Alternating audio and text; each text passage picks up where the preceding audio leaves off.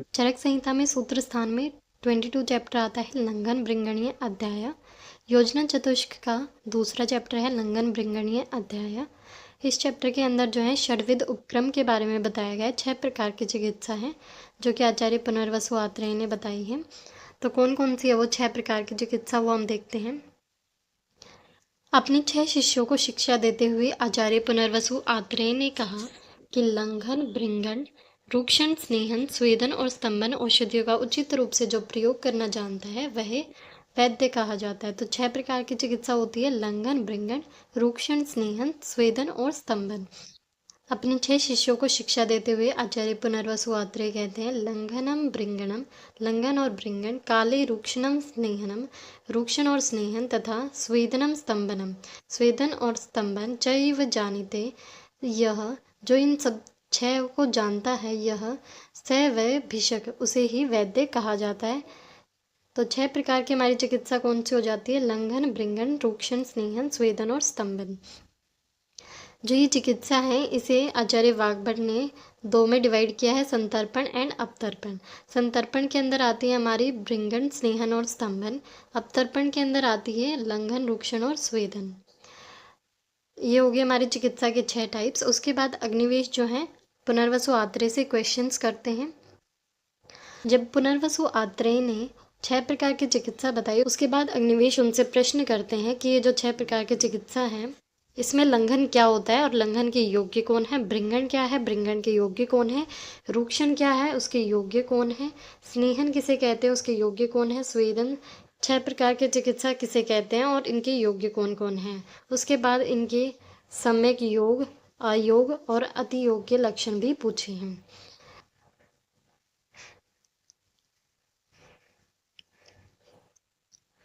तद अग्निवेशस्य वचो निशम्य गुरुर अब्रवीत। उसके बाद अग्निवेश के वचनों को सुनकर गुरु ने क्या जवाब दिया।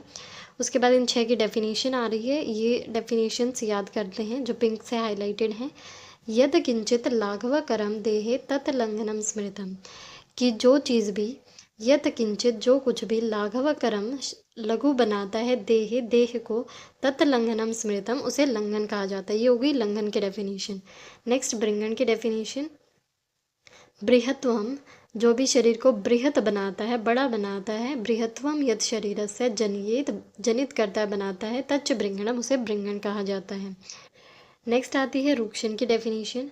रोक्षम खरत्वम वैशद्यम, जो शरीर में रूक्षता उत्पन्न करे, खरता उत्पन्न करे, वैशद्य उत्पन्न करे, विशुद्धता उत्पन्न करे, यद कुर्या जो उत्पन्न करता है, तदधि रूक्षणम उसे रूक्षण कहा जाता है। नेक्स्ट स्नेहन क्या होता है? स्नेहनम स्नेह विशंद, जो कि स्नेह का विशंदन करे, स्नेह की फ्लोइंग टेंडेंसी बॉडी में बढ़ा दे। मार्दव क्लेद कारकम, और शरीर में मृदुता और क्लेद को उत्पन्न करे, उसे स्नेहन कहा जाता है। नेक्स्ट स्वेदन किसको कहेंगे? स्तंभ गौरव शीतकनम, जो कि शरीर की जकड़ाहट, गुरुता और जो शीतता होती है उसका नाश कर दे। स्वेदनम स्वेद कारकम, और शरीर में स्वेद को उत्पन्न कर दे, उसे स्वेदन कहा जाता है। लास्ट है स्तंभन। स्तंभनम स्तंभयति, स्तंभन जो है रोक देता है, स्तंभन कर देता है। यत गतिमंतम चलम, जो गतिमान चीज़ें हैं और जो चल चीज़ें हैं उन्हें रोक देता है, ध्रुवम निश्चित रूप से। तो ये हो गई हमारी इन 6 की डेफिनेशंस। वाग्भट ने इन्हें 2 के अंदर किया है। पहली चिकित्सा संतर्पण, इसके अंदर भृंगण, स्नेहन और स्तंभन को रखा है। दूसरी चिकित्सा अपतर्पण, जिसके अंदर लंघन, रूक्षण और स्वेदन को रखा है। उसके बाद आचार्य बताते हैं कि संतर्पण से जो है सभी दोष धातु मलों की वृद्धि होती है, लेकिन जो वायु है उसकी वृद्धि संतर्पण से नहीं होती बल्कि अपतर्पण से होती है, और वायु का क्षय जो है तर्पण से होता है। नेक्स्ट लंघन, भृंगण, इन सब के द्रव्य बताए हुए हैं, इसको हम टेबल से देख लेते हैं। गुरु लघु वैसे तो इजी है, एक बार ध्यान से पढ़ने की ज़रूरत है कि जो लंघन है वो लघु होगा, भृंगण गुरु होता है, रूक्षण जो है लघु है, स्नेहन गुरु होता है। स्वेदन और स्तंभन थोड़ा याद करने की ज़रूरत है। स्वेदन गुरु होता है, स्तंभन लघु होता है। उष्ण, लंघन उष्ण होगा, भृंगण शीत होगा, रूक्षण उष्ण, स्नेहन शीत, स्वेदन उष्ण होता है, स्तंभन शीत होता है। लंघन तीक्ष्ण होता है, भृंगण मृदु होगा, रूक्षण तीक्ष्ण होता है, स्नेहन मृदु होगा, ये तीक्ष्ण होगा, ये मृदु होगा। द्रव की बात करें तो स्नेहन, स्वेदन और स्तंभन। और विशद जो वात प्रधानता जिसमें है वो सारे विशद होंगे। विशद लंघन भृंगण पिच्छल होता है। विशद और पिच्छल स्वेदन और स्तंभन में इसका कोई रोल नहीं है। भृंगण जो है वो बहल होता है। और वात की प्रधानता के हिसाब से रूक्ष स्निग्ध इम्पॉर्टेंट। स्वेदन जो है वो रूक्ष भी होता है और स्निग्ध भी होता है। स्तंभन जो है वो रूक्ष होगा। मंद की बात करें तो भृंगण मंद होता है, स्नेहन भी मंद होगा और स्तंभन भी मंद होता है। लंघन जो है वो सूक्ष्म होता है। बस भृंगण हमारा यहाँ पर स्थूल है, बाकी के जो चार हैं वो सूक्ष्म होते हैं। रूक्ष में इसका कोई रोल नहीं है। लंघन की बात करें तो ये खर होगा, भृंगण श्लक्ष्ण होगा। रूक्षण खर है और स्तंभन जो है वो श्लक्ष्ण होता है।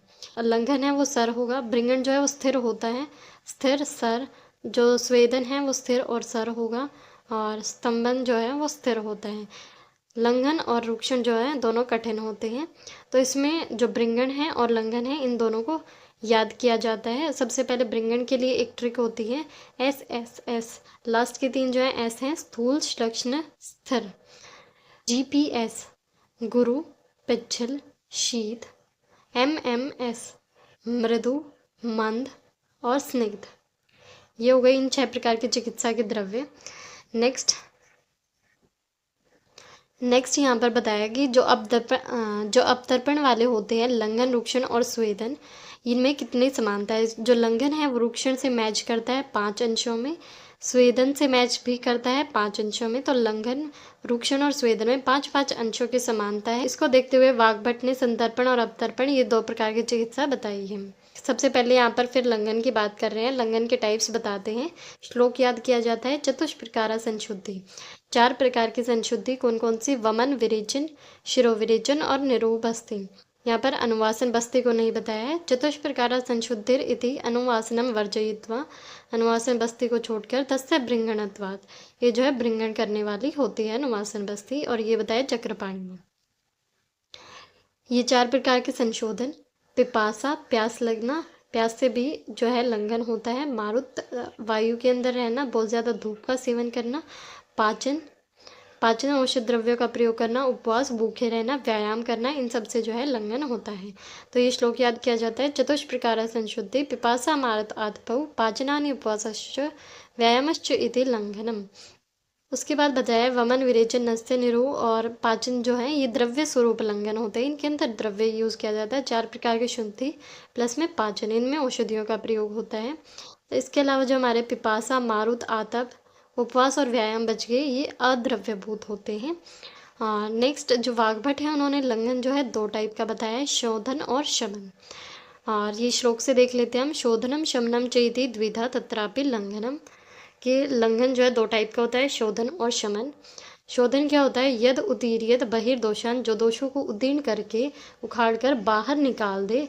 पंचधा शोधनम च तत्, उसे शोधन कहा जाता है और वो 5 टाइप का होता है। निरोहो वमनम काय शिरोरे को अस्त्र विश्रुति। निरोबस्ति वमन, काय विरेचन यानी कि नॉर्मल विरेचन, शिरो विरेचन यानी कि नस्य, अस्त्र विश्रुति यानी कि रक्त मोक्षण। नेक्स्ट शमन क्या होता है। न शोधयति यद दोषान, जो दोषों का शोधन नहीं करता, उन्हें बाहर नहीं निकालता। समानो न उदीर्यत्यपि, और दोषों को जो है उदीर्ण करता भी नहीं है और दोषों को बढ़ाता भी नहीं है। समीकरोति विषमांच, और जो विषम दोष है उन्हें सम कर देता है। शमनम तच्च सप्तधा, उसे जो है शमन कहा जाता है और वो 7 टाइप का होता है। पाचनम, दीपनम, शुद्ध, दृढ़, व्यायाम, आतप, मारुता।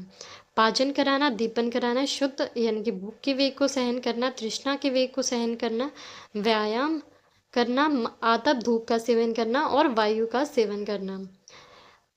नेक्स्ट शोधन से किसको लंघन कराएंगे। जो हमने लंघन पढ़े थे 10 टाइप के, उसमें सबसे पहले आता था चतुष्प्रकारा संशुद्धि। तो शोधन किसको कराएंगे। शोधन से लंघन ये पुरुष क्या है। प्रभूत श्लेष्म पित्त आश्रमला, जिनके शरीर में कफ, पित्त, आश्र यानी कि रक्त और मल अधिक मात्रा में बढ़ गई हों। संश्लिष्ट मारुता, और ये जो 4 चीज़ें बताई हैं इनके साथ मारुत यानी कि वायु भी जुड़ गई हो तो हम जो है शोधन कराते हैं। अगर अकेली वायु है तो उसके अंदर शोधन नहीं कराया जाता है, क्योंकि उससे जो है वात बढ़ जाती है। बृहत शरीरा, जिनका शरीर बड़ा है। बलिनों और जो बलवान है लंघन या विशुद्धि भी, उन्हें जो है शोधन से लंघन कराया जाता है। नेक्स्ट आता है पाचन के द्वारा किसको लंघन कराएंगे। सबसे पहले द्रव्यभूत वाले बता रहे हैं, चतुष्ट प्रकार की संशुद्धि किसको कराएंगे, उसके बाद पाचन किसको कराएंगे। येषाम मध्य बला रोगा, जो रोग हैं वो मध्य बल वाले हैं। कफ पित्त समुत्थिता, कफ और पित्त से उत्पन्न होने वाले रोग, कफ और पित्त से उत्पन्न हुए रोग जो हैं वो मध्य बल वाले हों तो पाचन से लंघन कराएंगे। और जो भी जीआईटी की डिजीज़ हैं वहाँ पर पाचन कराया जाता है। वम्य अतिसार, किसी को वमन हो रहा है, अतिसार हो रहा है तो इनडाइजेस्टेड फूड उसमें निकल रहा है तो पाचन औषधियों का प्रयोग करेंगे। हृदय रोगों में इम्पॉर्टेंट, हृदय रोगों में जो है पाचन के द्वारा लंघन कराया जाता है। विसूचिका अल्सक, विसूचिका और जो अल्सक हैं वो आम के टाइप्स हैं तो इनके अंदर भी पाचन कराया जाता है उसका। ज्वर के अंदर विबंध, कोई भी चीज़ रुक गई है आम की वजह से। गौरव, शरीर में गुरुता भी आम की वजह से होती है। खट्टी डकारें आ रही हैं, रिल्लास, नोजिया हो रहा है, अरुचि है, इनके अंदर जो है आम बना हुआ होता है तो उसका पाचन कर देते हैं तो लंघन हो जाता है। नेक्स्ट नेक्स्ट हम देखते हैं कि पिपासा और उपवास से यानी कि भूख प्यास से किसको लंघन कराया जाएगा। एत एव यथा उदिष्टा येषाम अल्प बलागदा, जिनके गद यानी कि रोग जो हैं वो अल्प बल वाले हों। पिपासा निग्रही, यानी कि पिपासा को रोकने से, तेषाम उपवासश्च, और उपवास करने से, तान जयेत, उन रोगों को जो है जीत लिया जाता है। उसकी बात बताया है कि व्यायाम, आतप और मारुत से किसको लंघन कराएंगे। रोगान जयेन मध्य बलान, जो कि मध्य बल वाले रोग हैं उनको जीतते हैं हम व्यायाम, आतप और मारुत से। बलिनाम, जो बलवान पुरुष हैं उनके अंदर अगर अवर बल वाले रोग हो जाएं तो उन्हें भी जो है व्यायाम, आतप, मारुत से जीता जाता है। तो अगर रोग बलवान है तो वहाँ पर शोधन कराएंगे, रोग अगर मध्यम बल का है तो पाचन कराएंगे, अल्प बल का है तो उसके अंदर पिपासा और उपवास। अगर रोगी बलवान है और रोग जो है मध्यम बल का या अल्प बल का है तो उसके अंदर व्यायाम, आतप और मारुत से लंघन कराएंगे। नेक्स्ट है लंघन का काल, किस ऋतु में लंघन कराना चाहिए वो बताया है। त्वक दोषी नाम, जिन्हें त्वचा के रोग हों। प्रमेढ़ा नाम, प्रमेह रोगी हों। स्निग्ध, अति स्निग्ध व्यक्ति हों। अभिसंधि, जिनके शरीर जो है स्रोतों में कफ भर गया हो। भृंगिणाम, जो बहुत ज़्यादा भृंगित हो गए हों, स्थूल हो गए हों। शिशिरे लंघनम शस्तम अभी, उन्हें जो है शिशिर ऋतु में लंघन कराना चाहिए। वात विकारिणाम, और जो वात विकार से पीड़ित हैं उन्हें भी शिशिर ऋतु में जो है लंघन कराना चाहिए। स्निग्ध, अभिसंधि और जो स्थूल व्यक्ति हैं उन्हें लंघन कराया जाता है शिशिर ऋतु में। शिशिर ऋतु बताई है इंपॉर्टेंट लंघन के लिए। वात विकारिणाम, जो वात विकारी हैं उनको भी लंघन कराने के लिए यहाँ पर बोला है। क्यों बोला है? शिशिर ऋतु में जो है स्वाभाविक रूप से धातुओं की वृद्धि हो जाती है विसर्ग काल होने से।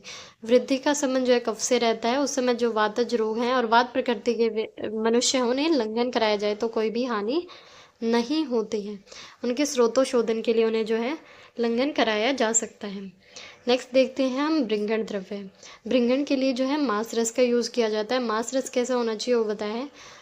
अधिग्ध विद्धम, अधिग्ध विद्धम का मतलब क्या है? अधिग्ध विद्धम इति विषाक्त शस्त्र अविद्धम, जिन्हें जो है विषाक्त शस्त्र से ना मारा गया हो।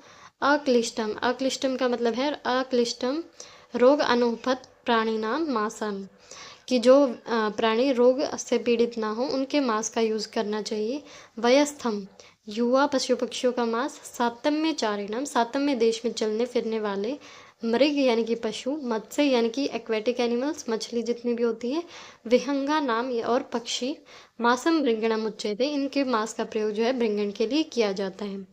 उसके बाद भृंगण के योग्य पुरुष कौन है वो बताते हैं। क्षीणा शता, जो भी दुर्बल हो गए हैं उन्हें जो है भृंगण कराया जाता है। क्षीण हो गए हैं, शत हो गए हैं, कृश हैं, वृद्ध हैं, दुर्बल हैं। नित्यम अध्वगा, नित्य रास्ता चलने वाले हैं। स्त्री मध्य नित्य, नित्य मध्य और स्त्री का सेवन करने वाले हैं। ग्रीष्म च भृंगण या नरा स्मृता, उन्हें जो है ग्रीष्म ऋतु में भृंगण कराना चाहिए। तो लंघन के लिए शिशिर ऋतु और भृंगण के लिए ग्रीष्म ऋतु। ग्रीष्म ऋतु में जो है सभी स्वस्थ पुरुषों के लिए भृंगण करना आवश्यक होता है क्योंकि स्वाभाविक रूप से उस समय जो है बल का ह्रास होता है। नेक्स्ट देखते हैं मांस रस के द्वारा भृंगण कराने योग्य पुरुष कौन होते हैं। यहाँ पर 3 डिजीज आती हैं, शोष, अर्श और ग्रहण, GAS। इन रोगों में जो है मांस रस से भृंगण कराया जाता है। शोष, अर्श शोष अर्शो ग्रहणी दोषयी व्याधि भी कर्षिता, ये जो इन व्याधियों से कर्षित हो गए हैं। तेषाम क्रव्याद मासानाम, उन्हें कच्चा मांस खाने वाले जो पशु पक्षी होते हैं उनके लघु मांस रस से जो है भृंगण कराया जाता है।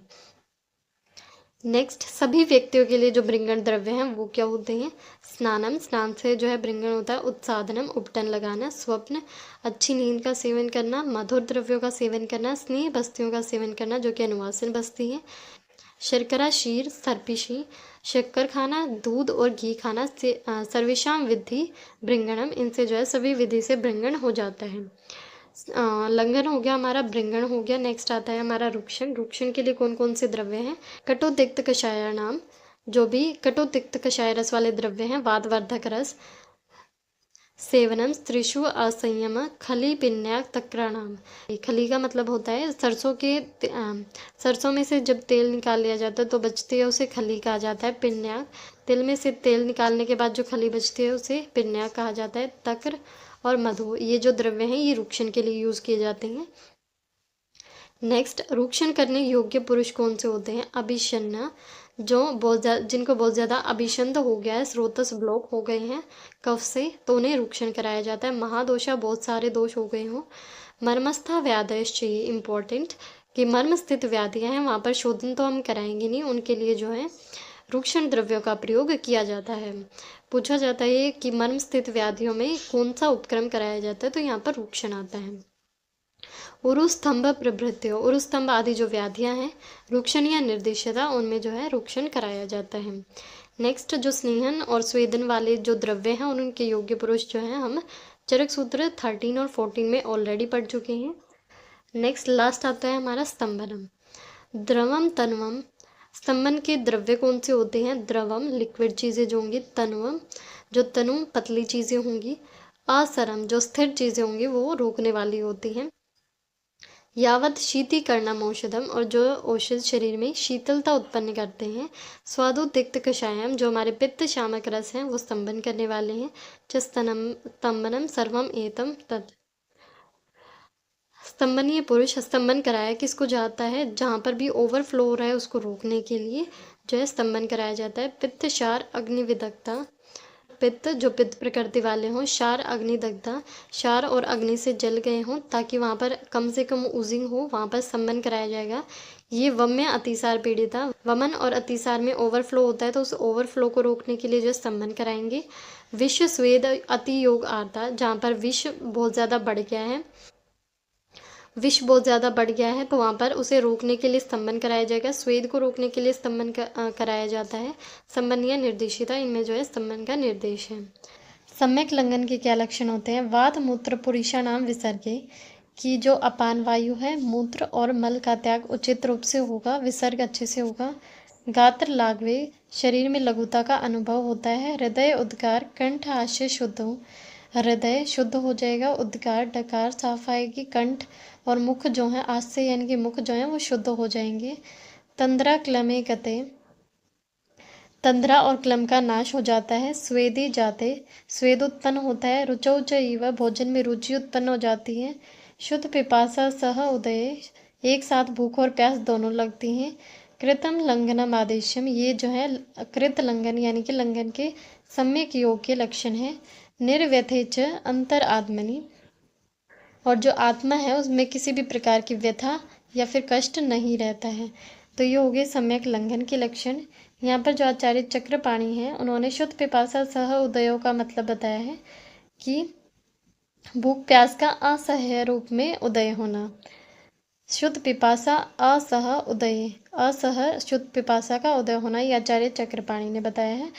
और बाकी सभी टीकाकार ने भूख प्यास का लगना ये लक्षण बताए हैं और सेम आचार्य वाग्भट ने भी बताए हैं। उसके बाद आते हैं अति लंघन के क्या लक्षण होंगे, यानी कि लंघन के अति योग के लक्षण। पर्व भेदों की जो जॉइंट्स हैं उनमें पेन होएगा। अंगमर्द पेन, कास रहता है। शोषो मुखस्य च, और वात की वृद्धि की वजह से मुख जो है सूख जाता है। शुद्ध प्रणाशो, भूख का नाश हो जाएगा। अरुचि रहेगी। तृष्णा, बहुत ज़्यादा प्यास लगती है। दौर्बल्यम श्रोत्र नेत्रियो, नेत्र में और श्रोत्र में कान में जो है दुर्बलता आ जाती है। मन से संभ्रम हो, कि मन में जो है भ्रम उत्पन्न हो जाता है, क्योंकि वात की वृद्धि होती है और वात जो है नियंता प्रणेता च मन से होती है, तो इस वजह से अतिलंघन होने पर मन से संभ्रम होता है। अभीक्ष्णम ऊर्ध्ववात, और बार बार जो है ऊर्ध्ववात का होना। तमो हृदय, हृदय में तम यानी कि अंधकार का होना। देह अग्नि बल नाशश्च, देह और अग्नि के बल का जो है नाश हो जाता है, ये लंघन के अति योग के लक्षण होते हैं। यहाँ पर जो आचार्य शिवदास सेन है उन्होंने ऊर्ध्ववात का मतलब क्या बताया है। वात की ऊर्ध्व गति होने की वजह से हिक्का हिचकियाँ आना, श्वास कर्ण स्वन होना, जृंभा जमाइयाँ आना। फिर आते हैं उचित भृंगण के क्या लक्षण होते हैं। भृंगण के सम्यक योग के लक्षण बताए हैं। बलम पुष्टि, कि बल की जो है अच्छी प्रकार से वृद्धि होती है। उपलम्बश्च, धातुओं की वृद्धि होएगी। कार्श्य दोष विवर्जनम, कृष्णा की वजह से दोष उत्पन्न हुए हैं वो छूट जाते हैं, जो कृष्णा के दोष हमने पढ़े थे अष्टम निंदित अध्याय में। लक्षणम भृंगित, ये भृंगण के सम्यक योग के लक्षण है। स्थौल्यम अति, अति स्थौल्य हो जाएगा। च अत्यार्थ भृंगित है, अगर बहुत ज़्यादा भृंगण हो गया है तो ये सम्यक योग के लक्षण हो गए और अति योग के लक्षण हो गए। नेक्स्ट आता है रूक्षण और स्तंभन के लक्षण। कृत अकृत लिंगम यत लंघिते, कि लंघन के जो कृत के यानी कि सम्यक योग के और अतिकृत अति मात्रा में करने से अति योग से जो लक्षण उत्पन्न हो रहे थे, वही लक्षण जो हैं रूक्षण से भी होते हैं। स्तंभित शात बले लब्धे यथोक्तश्च आमयर्जिते, स्तंभन का सम्यक योग होने पर क्या होता है, जो आमय हैं यानी कि जो भी रोग हैं जिनके लिए हमने स्तंभन कराया था, जितई वो सभी रोग जो हैं जीत ले जाते हैं, उनका नाश हो जाता है। शात बले लब्धे, और जो बल है उसकी प्राप्ति होती है। स्तंभन के अति योग के लक्षण क्या होते हैं, तो स्तंभन का अति योग होने पर जकड़ाहट होती है और रुकावट हो जाती है। तो श्यावता रहेगी। स्तब्ध गात्रत्वम, गात्र के अंदर स्तब्धता या जकड़ाहट रहती है। उद्वेगो, मन में उद्वेग रहेगा। हनुसंग्रह, जो के अंदर लॉकिंग हो जाती है, स्तंभन हो जाता है। हृदय वर्चो निग्रह, जो हृदय की गतियां हैं उसमें रुकावट हो जाएगी। वर्चो निग्रह, मल की भी रुकावट हो जाएगी। शात अति स्तंभित लक्षणम, और ये जो है अति स्तंभन के लक्षण होते हैं। षड्विध उपक्रम के अयोग के क्या लक्षण होंगे, तो हमने इन षड्विध उपक्रम को जिन रोगों की शांति के लिए यूज़ किया है, वो दोष या रोग जो हैं वो शांत न होकर उनकी वृद्धि हो जाना ही इनके अयोग का लक्षण होता है। नेक्स्ट षड्विध उपक्रम के लिए एक कोटेशन आती है। इति षट सर्व रोगाणाम, ये जो षड्विध उपक्रम है ये सभी रोगों में प्रोक्ता सम्यक उपक्रमा, सभी रोगों की जो है सम्यक चिकित्सा बताई गई है। साध्या नाम साधने सिद्धा मात्रा काल अनुरोधन है, अगर इन छहों को मात्रा और काल के अनुसार उचित रूप से साध्य साधने, साध्य व्याधियों को साधने में उनकी चिकित्सा में यूज़ किया जाए तो सिद्धि जो है वो अवश्य प्राप्त होती है। नेक्स्ट लास्ट स्ट्रोक आता है दोषानाम बहु संसर्गात, कि दोष जो हैं मिलने से बहुत सारे हो जाते हैं। वैसे तो वात पित्त कफ 3 ही दोष होते हैं, लेकिन जब भी कोई व्याधि होती है तो उसके अंदर बहुत सारे दोष आपस में मिल जाते हैं, अलग अलग कॉम्बिनेशंस में, अलग अलग परसेंटेज में। संकीर्यते ही उपक्रमा, और इसीलिए जो उपक्रम या चिकित्सा की जाती है वो भी मिश्रित रूप में की जाती है। बहुत सारे यानी कि लंघन के साथ हम रूक्षण भी द्रव्य ऐड कर रहे हैं, तो इस तरह से मिश्रित चिकित्सा की जाती है। षटत्वम तो न अतिवर्तनते, और चिकित्सा चाहे अनेक प्रकार की हो जाए लेकिन फिर भी वो इन 6 का अतिवर्तन नहीं करती है। जिस भी टाइप की हम ट्रीटमेंट करते हैं वो लंघन भृंगण इन सब में काउंट हो जाती हैं। त्रित्वम वात आदयो यथा, जिस प्रकार दोष जो हैं वो 3 ही रहते हैं, वात पित्त और कफ, वैसे ही चिकित्सा जो है ये 6 ही रहती हैं जो हमने अभी पढ़ी। तो इसी के साथ हमारा ये चैप्टर जो है कंप्लीट हो जाता है।